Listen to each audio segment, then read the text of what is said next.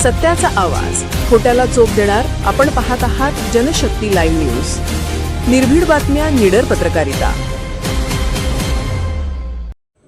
वळसंगचे माजी सरपंच दशरथ चव्हाण यांचे निधन. वळसंग गावचे कर्तव्यदक्ष, लोकाभिमुख आणि सर्वांच्या सुखदुःखात सदैव सहभागी होणारे माजी सरपंच माननीय श्री दशरथ चव्हाण वय 75 यांचे आज सकाळी निधन झाले.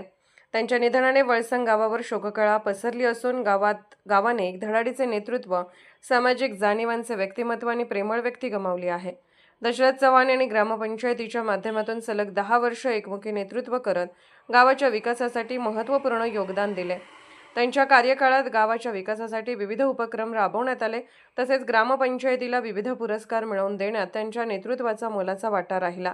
सर्वसामान्य नागरिकांशी आपुलकीचे संबंध, गावातील प्रत्येकाच्या सुखदुःखात सहभागी होण्याची वृत्ती आणि गावाच्या विकासासाठी असलेली तळमळ यामुळे चव्हाण यांनी ग्रामस्थांच्या मनात आपले वेगळे स्थान निर्माण केले होते.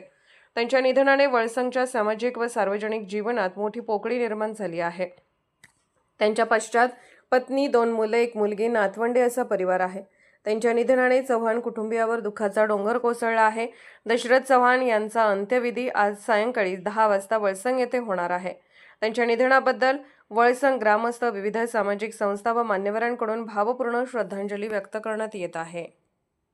जनशक्ती लाईव्ह न्यूज चॅनलला लाईक करा, शेअर करा आणि सबस्क्राईब करा.